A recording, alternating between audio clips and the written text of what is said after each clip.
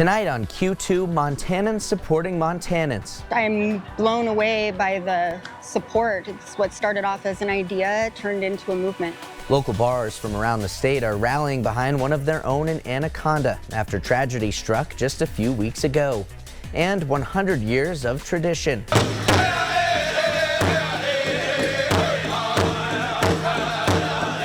We'll head to the Crow Fair for an update on the festivities and what it means for the people of Crow Agency. Plus, back to school. We just wanted kids to be ready from head to toe. Another school supply drive held in Billings today, trying to ease the growing expense of back-to-school shopping. The MTN 530 News on Q2 starts right now. From Montana's news leader, this is the MTN 530 News. Good evening, and thank you for joining us on this Saturday, August 16th. I'm Charlie Klepps.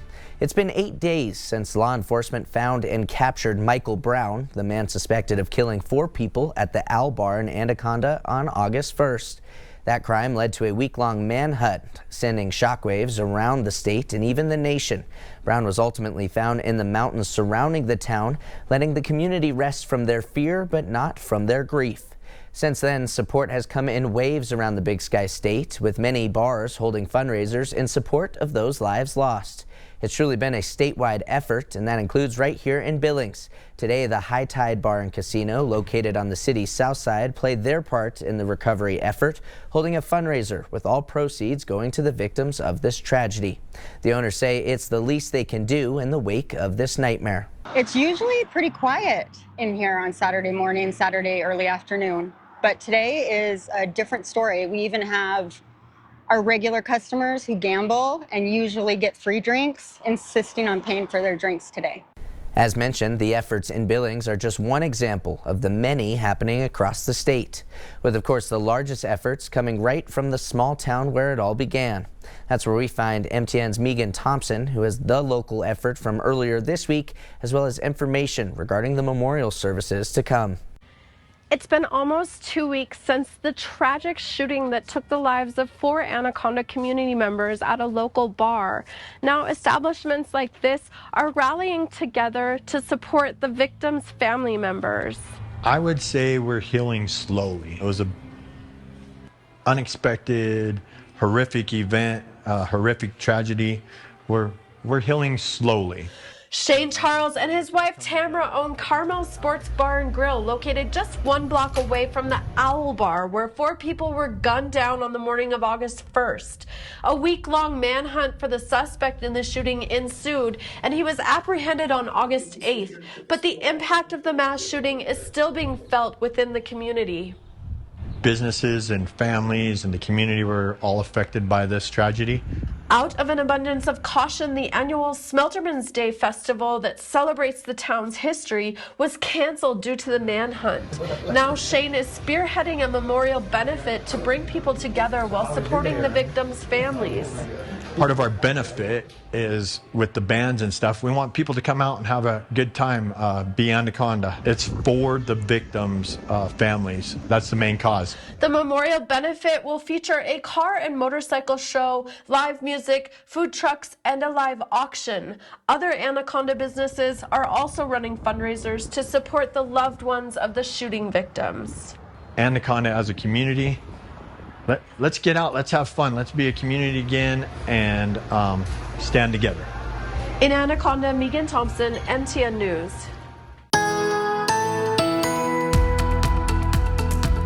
But it's been an active weather Saturday for Montana and Wyoming. You can see all the showers and thunderstorms bubbling up, most of which over the mountains, but pushing out over the lower elevations. We have more right along the North Dakota border as well. First of all, as we head into parts of Wheatland County and Golden Valley County, one thunderstorm pushing into the Rygate area right now. Another small little cell just to the northeast of Harleton. Heading further to the south, we also have more active weather as we head closer to the Wyoming line. We have said a little bit of rain shadow activity near Cody. but nothing too heavy. More gusty wind than anything else. More rain and thunderstorms moving through Park County as well as Sweetgrass County. Then we head further to the east. We've had trace amounts of rain around Sheridan. Now most of that is moving to the east. More light rain showers over our southeastern counties, Powder River and Carter County, as well as Custer and Fallon County, and more rain showers and thunderstorms between Glendive and Beach, North Dakota. Some more active weather for us right now, and more is coming. Your 7-day forecast in a few minutes.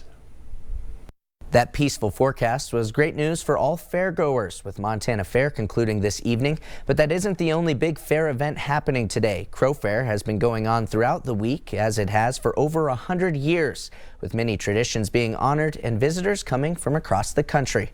For more on the festivities and history, here's MTN's Isabel Spartz. In the heart of Crow country, this is more than a fair, but a cultural heartbeat that's echoed for over a century. Hundreds of teepees surround the grounds at the 106th Crow Fair, giving it the name the teepee capital of the world. Every year is really fun here at Crow Fair. Now a nonprofit, the fair marks a new year for the Crow people, resulting in a week of powwows, rodeos, and parades. I've been coming to Crow Fair for 40 years. Since I was born, my parents would bring me. For Terry Cummins, dance is a way of life and hopes to not only pass down the steps, but the spirit to the next generation. I love the feeling out there dancing, because I always say that was my first love, giving my children inspiration to go out there, and we get really excited when we hear that drum going. And that beat calls thousands from all over the country and the world to capture its spirit. I just started dancing traditional, so I always been nervous sometimes to go out there. But I always feel so welcome, and I always feel like I'm seen here. Princess Asensio is originally from Seattle. The fair helps strengthen her Crow identity. I'm always constantly meeting new family members that I never met, because I grew up in Seattle, Washington, so I wasn't raised here on my homeland. And it's not just dancers and spectators, but it also gives an opportunity for over 80 vendors to get their crafts seen. We use the technique of the natives, and we incorporate it to the art, but maintaining something ours, unique. Tiffany Quiles Rivera and her partner Alex Jalapa are Florida artists who've been traveling for several months with their spray paint art to various other powwows. Coming to Montana for the first time, they say the fair helps inspire them and bridge cultural gaps. They inspire him and give him a lot of ideas. Sharing with them is something really nice, because we learn from their culture. For those who make the journey, Crow Fair offers something powerful. Crow-style dancing is dated back for probably centuries now. Now we love to continue that on and share it with other tribes. This is something really nice and unique that people should, at least one in a lifetime, come to Montana and see this. In Crow Agency, Isabel Spartz, MTN News. In Washington, tensions continue to rise as President Donald Trump seeks for ways to cut back on crime in the nation's capital. Some officials are now complaining that the Trump administration is taking those efforts too far. For the latest, here's Scripps correspondent Patrick Terpstra. I'm in downtown Washington, where the city is pushing back after the Trump administration attempts to take command of the D.C. Police Department. The Attorney General here in the District of Columbia filing a lawsuit saying that this is a hostile takeover of the police department and brazenly unlawful. This after the Attorney General of the United States, Pam Bondi, issued an order essentially saying that the federal government is now in charge of the police department, also saying that cops on the street are now able to arrest undocumented immigrants. The folks here in Washington, both the leadership as well as people who live here, pushing back pretty strongly. We're here today to make sure that Police Chief Smith sees that D.C. community members want her to refuse this order. We do not want Pam Bondi in charge of the Metropolitan Police Department. Why not? Because D.C.'s police departments serve the people of the District of Columbia. The resistance we're seeing now in D.C. very different from earlier in the week when city leaders seemed open to cooperating with the Trump administration, as they say they are trying to make the city both clean and safe, even though statistics show that crime in the District of Columbia has been dropping over the years, now at a 30-year low. At the same time, Attorney General Bondi saying that they have been thanked by some citizens in the District of Columbia for their efforts, believing that the public supports what they're doing in the District of Columbia. Patrick Terpstra, Scripps News Group, Washington. It may be hard to believe, but the first day of school in Billings is rapidly approaching, now just a couple of weeks away. And while the excitement is certainly there for the new school year, it's never been more challenging and expensive to be equipped for the classroom. Multiple school supply drives have been organized and held this year in the Magic City, with another today at Harvest Church. Hundreds gathered outside of the church's doors this morning before 9 a.m. with nearly 700 backpacks going home to those families in need. Along with supplies, free clothing and shoes, haircuts, eye exams, vaccinations, and pediatric screenings were also offered.